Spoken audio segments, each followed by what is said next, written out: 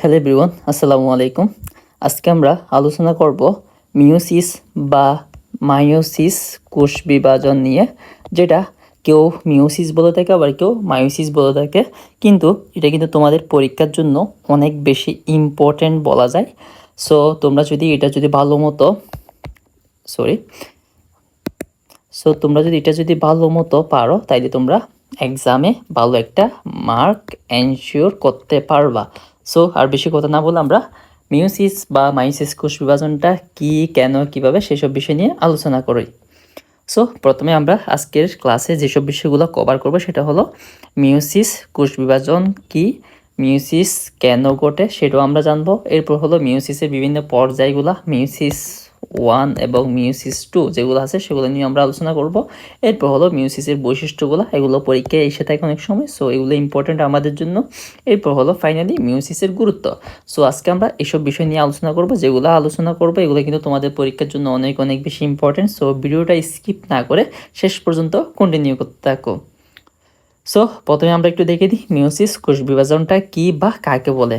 So এখানে দেখো ভাইয়া, মিয়োসিস কোষ বিভাজন হলো একটি জটিল প্রক্রিয়া।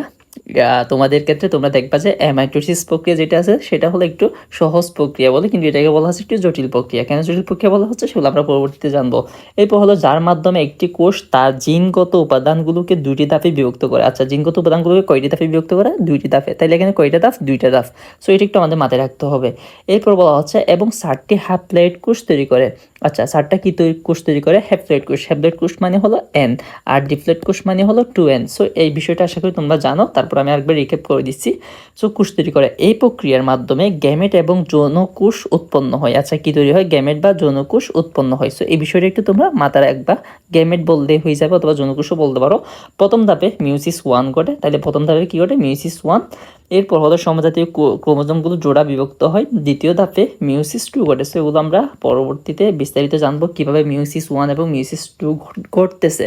তোমরা মেইনলি এখানে যে কথাগুলো বলছি, এই কোষ বিভাজন প্রক্রিয়ায় দুটি ধাপে সম্পন্ন হয়, মায়োসিস 1 এবং মায়োসিস 2। প্রথমে কি হয়? 4টি হ্যাপ্লয়েড সম্পন্ন হয়ে 4টি হ্যাপ্লয়েড কোষ তৈরি হয়। সো এই বিষয়টা মাথায় রাখলেই হলো। এরপর হলো তোমরা এরপরে এখানে যেগুলো আছে সিস্টার ক্রোমাটিডগুলো পৃথক হয়। সো এটাও মাথায় রাখতে পারেন, এমসিকিউর জন্য ইম্পর্টেন্ট ব্যা। এরপর হলো ফলে প্রতিটি গ্যামেট কোষ হ্যাপ্লয়েড সংখ্যা থাকে যা যৌন প্রজননের সময় জাইগোট তৈরির জন্য অপরিহার্য। এটি জননগত বৈচিত্র্য সৃষ্টি করে। আছে কি তৈরি করে? জননগত বৈচিত্র্য সৃষ্টি করে। তাহলে কোন বিভাজন জননগত বৈচিত্র্য সৃষ্টি করে? সেটা হলো মিয়োসিস বা মায়োসিস কোষ বিভাজন জননগত বৈচিত্র্য সৃষ্টি করে। তাহলে এটা তোমরা এমসিকিউতে অনেক সময় পেতে পারো, এটা একটু মাথায় রাখবা। এরপর হলো যা প্রকৃতি নির্বাচনের বিবর্তনে একটি গুরুত্বপূর্ণ ভূমিকা পালন করে। ওকে, তাইলে এটা হলো মিয়োসিস বা মায়োসিস কোষ বিভাজন কি, এটা নিয়ে আমি আশা করি তোমাদেরকে বুঝাইতে পারছি। চলো আমরা এবার নেক্সট পার্টের মধ্যে যাই। সো এখন আমরা জানবো হলো মিয়োসিস বা মায়োসিস কোষ বিভাজনটা কেন করে। তো আমরা যেহেতু এই বিষয়টা পড়তেছি মিয়োসিস বা মায়োসিস, তো এখন আমাদের এটাও জানা প্রয়োজন যে এটা আসলে কেন পড়তেছে বা এটার কাজটাই কি। সো সেই কাজটা একটু আমরা দেখি। সো এটার কাজটা হলো মিয়োসিস কোষ যৌন প্রজননের সময় ঘটে। আচ্ছা, কোন প্রজননের সময় ঘটে? যৌন প্রজননের। আচ্ছা, যৌন প্রজনন এবং হলো অযৌন প্রজনন। সো এখানে যৌন প্রজননের ক্ষেত্রে মিয়োসিসটা ঘটে।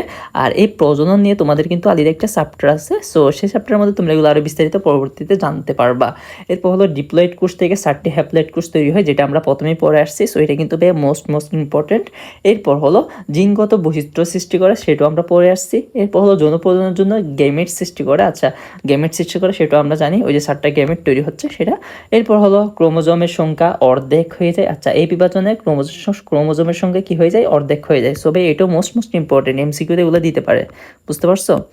এরপর হলো জিনগত বৈচিত্র্য ও ভবিষ্যতে প্রজন্মের জন্য নিশ্চিত করে। আচ্ছা, জিনগত বৈচিত্র্য ভবিষ্যৎ প্রজন্মের জন্য নিশ্চিত করে। আচ্ছা, জিনগত বৈচিত্র্যটা কি হয়? ভবিষ্যৎ প্রজন্মের জন্য কাজে লাগে। এরপর হলো প্রাকৃতিক নির্বাচনের মাধ্যমে প্রজাতির অভিযোজন ক্ষমতা বাড়ায়।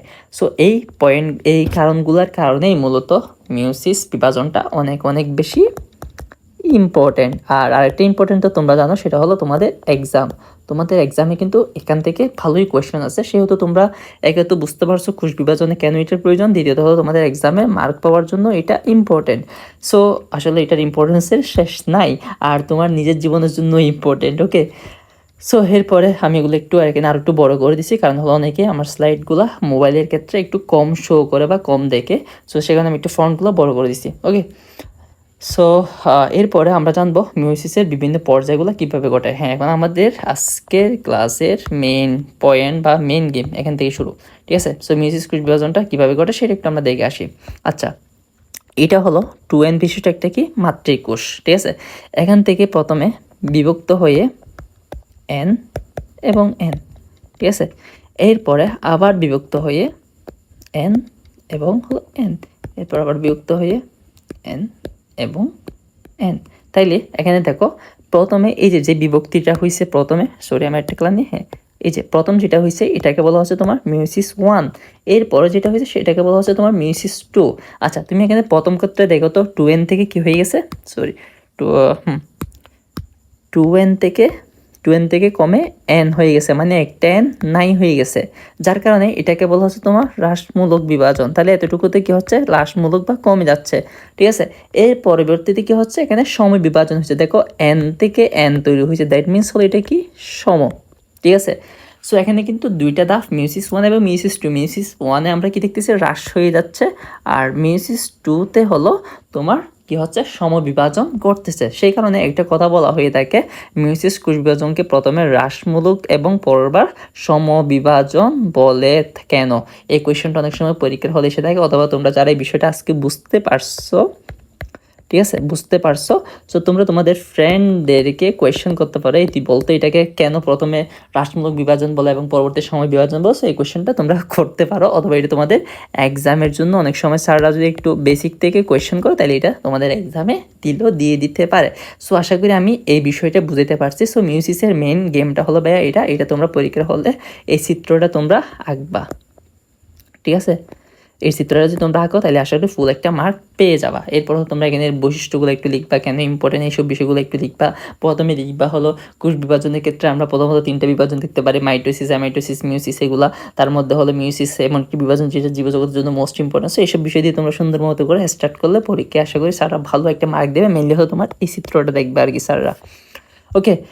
তাইলে বুঝাইতে পারছি। এরপর হলো তোমরা যারা একটু ডিটেলস জানতে চাও, যেটা হলো এসিসির ক্ষেত্রে আসে আর কি, সেখানের মধ্যে আছে মিউসিস 1-এর মধ্যে 4টা আছে, প্রোপেস 1, মেটাফেস, এগুলো কিন্তু তোমরা মাইটোসিসে পড়ে আসছো। মাইটোসিসে যেরকম পড়ে আসছো এখানে কিন্তু ডিফারেন্ট একটু, ঠিক আছে। একটা কালার নেই আমার, কালারগুলো এখানে মাইটোসিস, ঠিক আছে। মাইটোসিসের ক্ষেত্রে তোমরা কিন্তু পড়াচ্ছো 5টা ধাপ, প্রোপেস, প্রোমেটাফেস, মেটাফেস, এনোফেস, টেলোফেস, ঠিক সেভাবে এখানে মিউসিসের 1-এর ক্ষেত্রে প্রোপেস, মেটাফেস, এনোফেস, টেলোফেস, প্রোপেস 1 কী হয় এগুলো একটু তোমরা পড়ে নিবে, ক্রোমোজোম বিভিন্ন স্থানে এগুলো একটু পড়ে নিবে, আমি স্লাইডটা দিয়ে দিব, তোমরা পড়ে নিলে পারবা আশা করি। এখানে তেমন কিছু নেই, এগুলো তোমরা হুবহু পরীক্ষা লিখে দিবা আর কি। যদি অ্যাডভান্স জানতে চাও, এসএসসি স্টুডেন্ট হলে তোমার জন্য এটা প্রয়োজন নেই, যদি তুমি এইচএসসি স্টুডেন্ট হয়ে থাকে তাহলে এটা তোমার জন্য ইম্পর্টেন্ট। আর তুমি যদি কমেন্টে জানো এইচএসসি স্টুডেন্ট হলে, আমি পরবর্তীতে এইসব বিষয় নিয়ে ডিটেলস ভিডিও বানাবো, ঠিক আছে। এরপর হলো মিউসিস 2 কী কী ঘটে এগুলো একটু তোমরা দেখে নিবা, আমাকে জানিও। যদি আরও ডিটেলস ভিডিও চাও তাহলে আমি তোমাদের জন্য এগুলো আরও সুন্দরভাবে উপস্থাপন করার ট্রাই করব, ওকে। এরপর হলো মিউসিসের পর্যায়সমূহ। মিউসিস হলো একটি বিশেষ ধরনের কোষ বিভাজন যা গ্যামেট তৈরি করে, এগুলো তো আমরা পরে আসছি। এরপর হলো মিউসিসের মাধ্যমে জীববৈচিত্র্য নিশ্চিত হয়, এটাও আমরা পরে আসছি। এরপর হলো বলতেছে যে এটি প্রজনন প্রক্রিয়ার জন্য অপরিহার্য। আচ্ছা, প্রজনন প্রক্রিয়ার জন্য অনেক অনেক বেশি ইম্পর্টেন্ট, সেটাও বলা হচ্ছে। এবার আমরা ফাইনালি মিউসিসের বৈশিষ্ট্যটা একটু জানবো, যেটা হলো তোমাদের এক্সামে অনেক সময় দিয়ে দেয়। সো বৈশিষ্ট্যগুলো দেখো, মিউসিসের বৈশিষ্ট্যসমূহ হলো কোষ বিভাজন প্রক্রিয়া যা জননকোষ উৎপন্ন করে। আচ্ছা, মিউসিস কী করে, জননকোষ উৎপন্ন করে, ঠিক আছে, তাহলে জানবা এটা। এরপর হলো এই প্রক্রিয়া ক্রোমোজোম সংখ্যা অর্ধেক হয়ে যায়। তাহলে কীভাবে অর্ধেক হয় সেটা তো আমি বুঝেছি। প্রথমত হলো সেম থাকে, আচ্ছা সরি প্রথমে সেম না, প্রথমেই কি হয়ে যায়, 2n থেকে n হয়ে যায়, তাহলে এটা আমরা তো বুঝাই আসছি তোমাদেরকে। এরপর এই প্রক্রিয়াটি 2 ধাপে সম্পন্ন হয়, মিউসিস 1 এবং মিউসিস 2, সেটাও দেখাইছি। মিউসিস 1-কে সমগোত্রীয় ক্রোমোজোম জোড়া বিভক্ত হয়, আচ্ছা মিউসিস 1-এ সমগোত্রীয় ক্রোমোজোমের জোড়া বিভক্ত হয়, জোড়া বিভক্ত মানে ভাগ হয়ে যায়। এরপর মিউসিস 2-তে সিস্টার ক্রোমেটিডগুলো আলাদা হয়ে 4টি হ্যাপ্লয়েড কোষ তৈরি করে। আচ্ছা, কয়টা, 4টা হ্যাপ্লয়েড কোষ তৈরি হচ্ছে, তাহলে প্রথমে 2টা, এরপর হচ্ছে তোমার 4টা, ফাইনালি 4টা তৈরি হচ্ছে। সো আশা করি বুঝতে পারছি। এখন অনেকে একটা কোয়েশ্চেন করতে পারো, এটা যদি সমানভাবে বিভাজিত হতো তখন কি হয়। আচ্ছা, আমরা মানুষরা, তুমি হলে কিন্তু 2n, ঠিক আছে। সো এখন n ধরো, এটাকে আমি দিছি শুক্রাণু, আর হলো আরেকটা হলো n ডিম্বাণু। সো 2টা মিলিত হয়ে কি হচ্ছে, 2n হিসাবে তুমি তৈরি হইছো। এখন এটা যদি 2n হইতো, আর তো শুক্রাণুটা যদি, আচ্ছা আমি একটু মার্ক করে দিই, হ্যাঁ শুক্রাণু, আরটা হলো ডিম্বাণু, ডিম্বাণু। আচ্ছা, এটা যদি 2n হইতো তখন তুমি কিন্তু 4n হয়ে যেতা। আর 4nটা কিন্তু জেনারেলি তো কোনো জীবের ক্ষেত্রে দেখা যায় না, এটা মেইনলি হলো উদ্ভিদের ক্ষেত্রে বেশি প্রযোজ্য। সো সে কারণে আসলে ওই বিভাজনটা হয় না, ঠিক আছে।